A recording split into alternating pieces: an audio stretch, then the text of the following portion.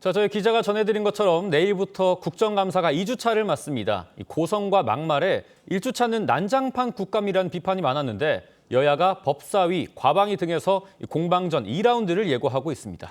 10.15 부동산 대책 발표 이후 민주당에서는 집값 폭등의 원인이 윤 전 대통령과 오세훈 시장에게 있다는 목소리가 커지고 있는데요. 전문가들과 자세히 짚어봅니다. 성치훈 민주당 정책위 부의장, 박민영 국민의힘 미디어 대변인 나오셨습니다. 안녕하십니까? 반갑습니다. 네, 지난 한 주 이 국정감사장 곳곳에서는 설전, 답변 거부, 그리고 막말까지 오가면서 파행이 거듭됐습니다. 주요 장면 모아봤습니다. 시민들이 인터넷에 이런 걸 올리고 있습니다. 사법부가 자정을 해야 됩니다. 네, 정리해 주십시오.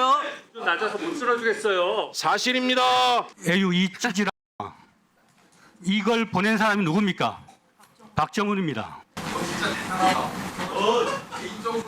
전 저 사람하고 이 과방위에서 상임 활동을 할 수가 없기 때문에 국정감시와 대안 제시, 이게 국정감사 본래 의도인데 이런 의도는 사라지고 유튜브 쇼츠용 국감이다, 이런 지적이 나오고 있거든요. 국감 첫 주 평가 각 당에서 좀 해주신다면요. 네, 분명 유의미한 포인트들도 있었을 겁니다. 그런데 그런 좋은 지적들이 다 묻혀버릴 정도로 이런 좀 볼썽사나운 모습들이 부각이 되지 않았나라고 하는 생각이 들거든요. 그중에서도 법사위가 사실 가장 큰 문제였다라고 저는 생각을 하는데 네. 일단 영상에서도 나온 것처럼 뭐 조요토미 히데요시다라고 하는 뭐 커뮤니티 악플러들이나 할 만한 이야기를 국정감사장에서 했다라고 하는 게 굉장히 경악스러웠거든요. 그런데 추미애 법사위원장이 아무런 제지도 하지 않았다라고 하는 게 저는 개인적으로 더 경악스러웠습니다.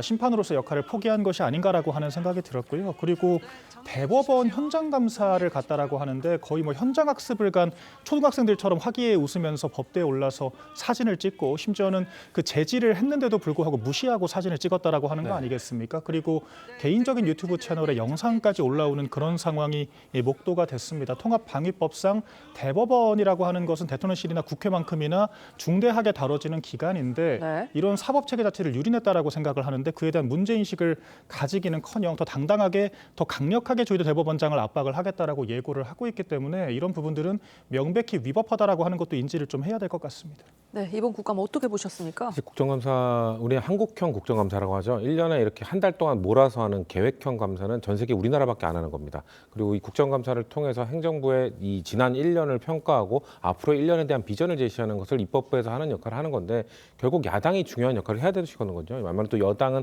집권 여당, 행정부와 이 같은 편이라고 할 수 있기 때문에 지적보다는 앞으로의 어떻게 나갈 것인지에 대한 방향 제시를 주로 하는 편이고 네. 지적이나 비판은 주로 야당의 몫인데 야당이 지나치게 정쟁화에 앞장서게 되면 이 본연의 목적을 거두기 어렵다는 것이죠. 아까 이 현장 감사에서 뭐 법대에 올라간 거 요거 갖고 이제 야당에서 계속 비판을 하고 계신데요. 지금 실제를 들어보면 그 천대엽 법원행정처장이 법대 같이 가자고 제안을 한 걸로 알고 있습니다. 네. 왜냐하면 법원행정처장 주장은 자신들이 주장했던 대법관 늘리는 게 어렵다는 이유로 이 법대에 올라가서 그 자리 배치 이런 것들이 참 현실적으로 어렵다는 걸 주장하기 위해서 그 법사위원들에게 올라가서 한번 보라고 한 걸로 알고 있거든요. 네. 그러니까 그런 것들 말고 좀 본질적인 문제들, 뭔가 이 정책적인 문제들, 아까 대변인께서 말씀하신 것처럼 사실 유익한 정책 질의도 있는 걸로 알고 있거든요. 근데 이런 것들은 언론에 나오지 않습니다. 참 안타깝습니다만 열심히 일하고 열심히 준비한 이 보좌진들이나 의원들의 질의는 사실 언론에 많이 보도되지 않기 때문에 좀 국민들께서 너무 싸우기만 하는 것 아니냐라고 착각하실 수도 있는데 오해하실 수도 있는데 실제 들여다보면 성실하게 일하는 의원들, 보좌진들 있다는 말씀을 좀 드리고 싶습니다. 예.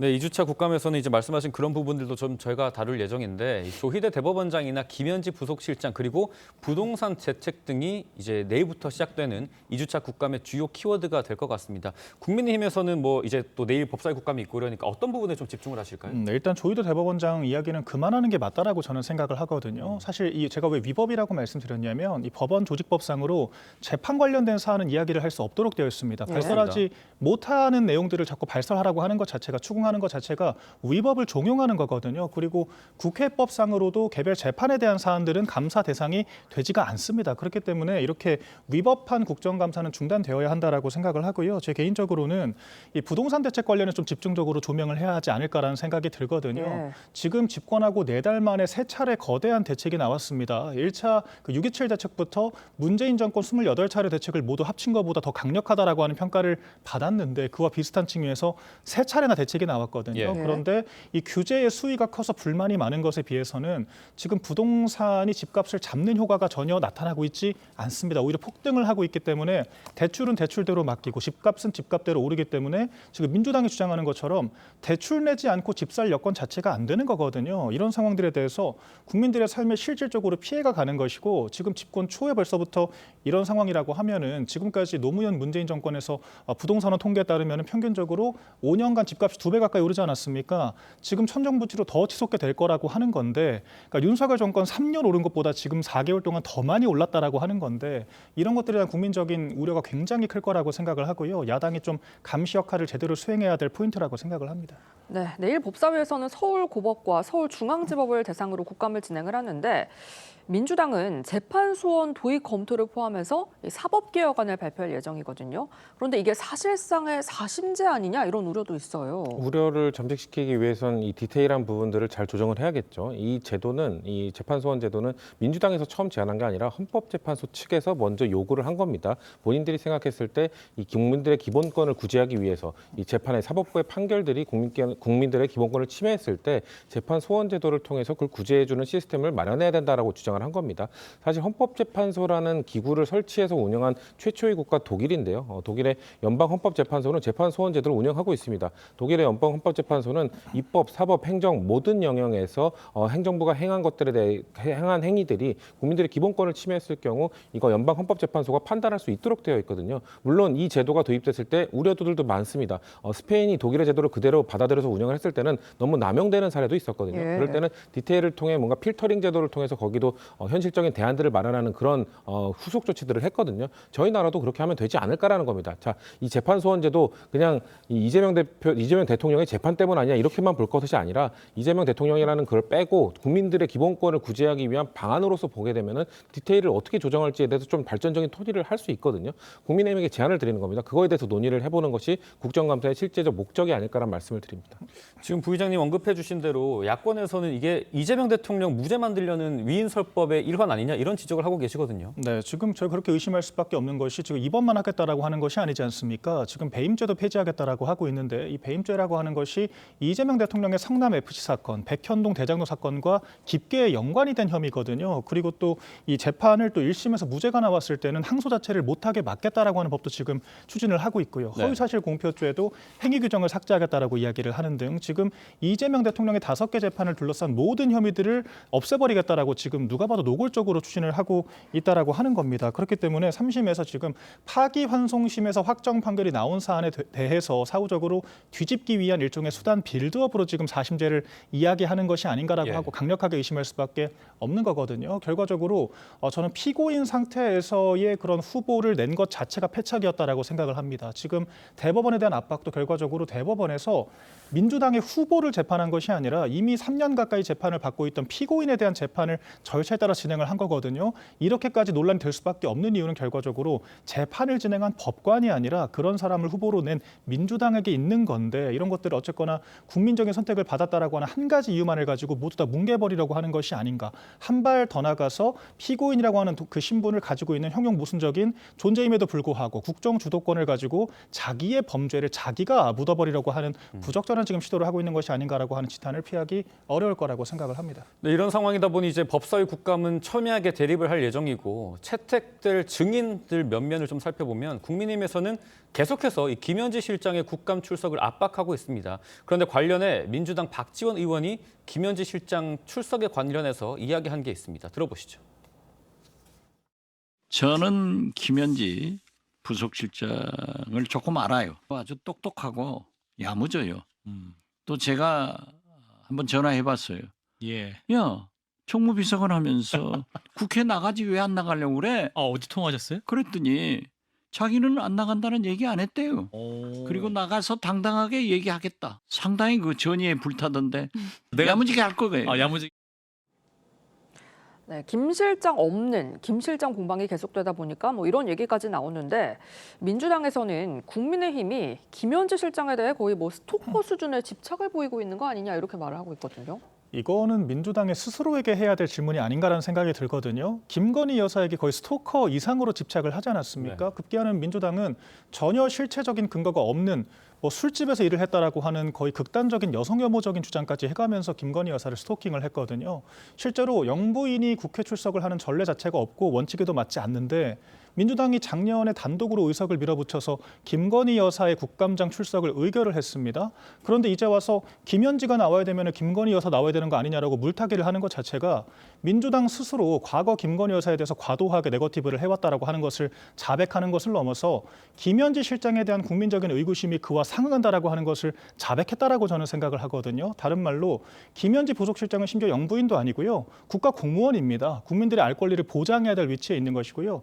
현재 부속실장이라고 하는 뭐 나왔던 관례가 없다라고 하지만 총무비서관으로 4달을 일을 했거든요. 그러면서 정권 초에 가장 중요하다라고 할 수 있는 여러 인사 조치들과 또 특활비 집행, 회계적인 내역들을 다 관리를 해왔습니다. 그런데 그 관리를 했던 당사자가 나오는 것이 아니라 아무런 업무 관련성이 없는 신임 총무비서관이 대신 땜빵을 하도록 만드는 것은 누가 봐도 적절치가 않은 것이고요. 적어도 운영위에만큼은 출석을 하는 것이 국민적인 도리에 맞다라고 저는 생각을 합니다. 네. 뭐 총무비서관으로 재직했던 기간이 있기 때문에 증인 채택에 당위가 있다라는 말씀이신데 이게 증인이 나오고 싶다고 해서 나올 수 있는 게 아니지 않습니까? 국회 운영위에서 증인 채택을 해야 되는데 그게 29일 전체 회의에서 결정이 됩니다.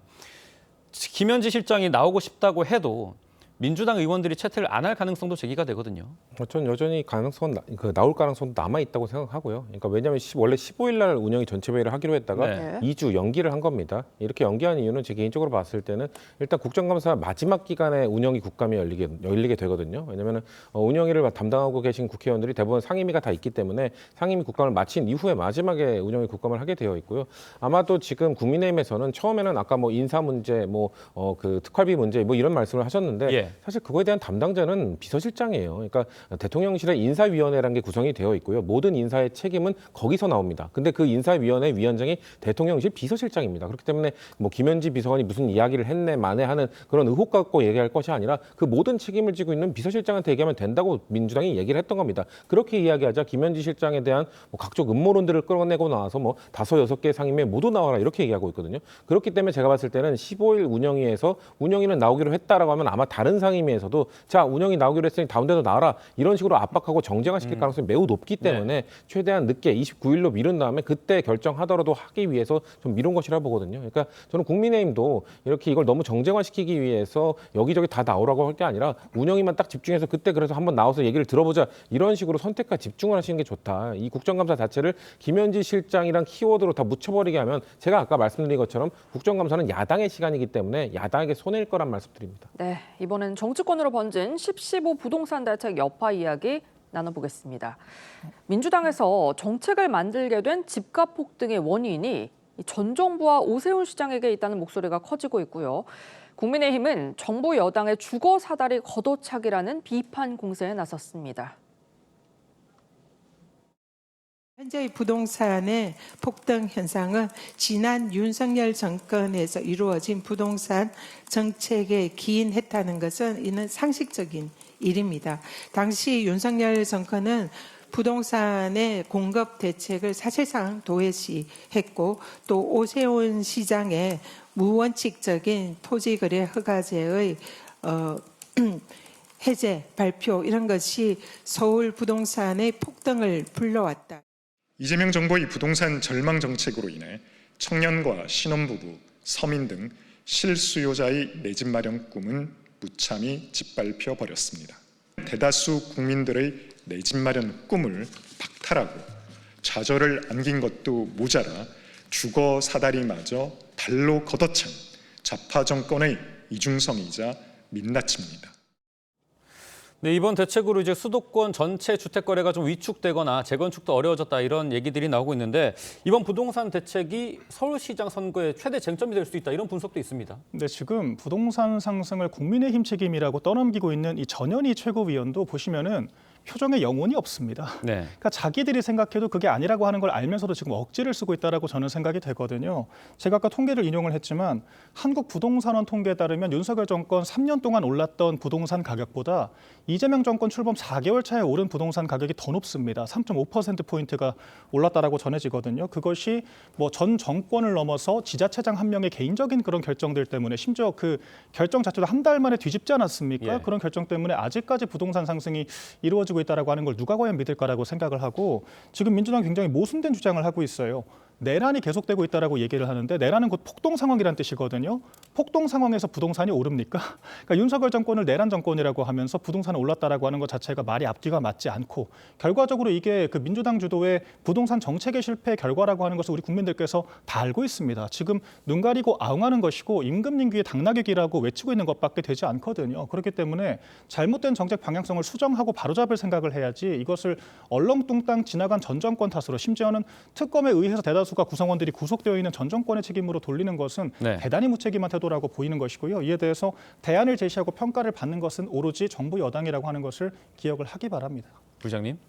일단 글쎄요. 일단 그 15 대책이 있기 때문에 며칠 지나지도 않았습니다. 이거에 대한 효과가 아니면 반영이 되지도 않았는데 이거에 대해서 실패한 정책이라고 비판하는 거 너무 무리한 비판이라고 말씀을 드리고 싶고요.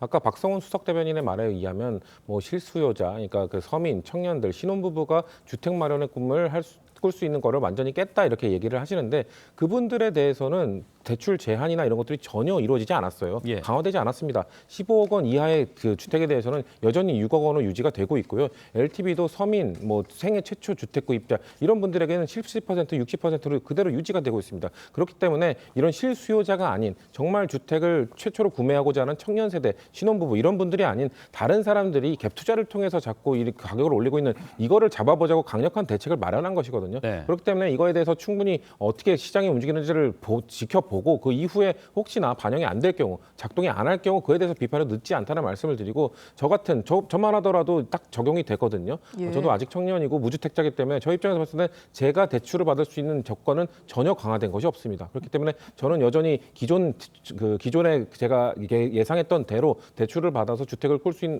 구매할 수 있는 꿈을 꿀 수 있는 상황이기 때문에 청년들의 꿈이 무너졌다. 어떤 청년이 처음 구매할 때 15억 원 이상의 주택을 구매합니까? 너무 과한 비판이라는 말씀드립니다. 네, 이번 부동산 대책의 서울시장 선거 쟁점으로 부상할지 관심이 쏠리는 가운데 오늘 발표된 K스탯이 주간조선에 의뢰한 이 여론조사에 따르면 서울시장 적합도에서 오세훈 시장이 25%, 또 출마 의사를 밝힌 민주당 박주민 후보가 12%였습니다. 현역 오세훈 시장의 경쟁력이 크게 앞서고 있다 이렇게 볼 수 있을까요? 네, 현역의 경쟁력도 있겠지만 결국 민주당 그 국정 실패 결과의 낙수 효과를 받고 있다라고도 볼 수 있을 것 같거든요. 네. 이를테면은 지난 21년 그 재보선이 있었지 않습니까? 서울시장 선거에서 오세훈 시장이 박영선 민주당 후보를 20%포인트 이상 차이로 따돌리고 낙승을 했습니다. 그때 서울 전역의 600개 동에서 전부 다 승리를 했거든요. 그때도 가장 큰 국정 화두가 바로 부동산이었습니다. LH에서 여러 부정한 사건들이 있었고 부동산 폭등을 민주당이 방치를 하고 심지어는 내로남불이 많이 화두가 되면서 그렇게 지형이 많이 뒤바뀌는 경향들이 있었거든요. 지금도 마찬가지입니다. 이 김병기 원내대표 같은 사례가 국민적인 감정선을 지금 건드리고 있는 거예요. 결과적으로 본인은 장미 아파트를 처분하지 않은 상태에서 전세로 내주고 전세를 내주고 부동산을 소유를 하는 것이 바로 갭 투자지 않습니까? 결과적으로 그런 갭 투자를 통해서 지금 2달여 만에 10억 이상의 가격이 올랐다라고 하는 겁니다. 예. 그럼 본인은 결과적으로 국민들한테는 갭 투자하지 말라고 하면서 자신은 살던 집을 매각을 하는 것이 아니라 전세를 내주고 또 다른 전세를 구했기 때문에 이런 부분들은 국민들께 지탄을 받을 수밖에 없는 거거든요. 결과적으로 우리는 이미 계층 사다리에 올라갔고 국민들은 할 수가 없다라고 하는 이런 내로남불성의 주장들이 계속해서 국민들의 감정을 자극할 거라고 생각을 하고요. 지금 4달 만에 대책이 3번 나왔습니다. 그러면 내년 6월 지방선거쯤 되면 한 10차례 대책 나올 것 같거든요. 오늘이 고점이고 점점 더 떨어질 수밖에 없는 상황이다라고 저희는 보고 있습니다. 김병기 원내대표의 이 그 장미 아파트 소유 의혹 관련해서는 반론을 또 제기한 게 있거든요. 그렇죠. 왜냐하면 장미 아파트가 1979년에 지어졌고요. 김병기 원내대표는 부모님과 함께 1980년에 들어가서 30년 이상 살았습니다. 그리고 13년 거주라는 거는 그 안에서 부모님이 살고 계시니까 그 같은 단지 안에서 아파트를 샀고요. 정치를 시작하신 다음에 동작구로 이동하기 위해서 본인의 집을 세주고 동작구는 또 가격이 더 비싸기 때문에 그거에 대해서 그 전세로 들어간 것인데 그런 부분에 대해서 이거를 갭 투자다라고 말하는 건 좀 너무 과하지 않나. 그래도 30년 이상 거주한 사람이 그 동네로 다시 정치를 끝내고 돌아올 수도 있는 것이기 때문에 그것 갖고 김병기 원내대표 대표를 나무라는 거는 전 너무 과도한 정치적 공세라고 생각합니다. 네, 10.15 부동산 대책 시행 이후에 내일 첫 월요일이 되기 때문에 시장이 어떻게 반응할지 저희가 살펴보겠습니다. 두 분 말씀 여기까지 듣겠습니다. 감사합니다. 감사합니다.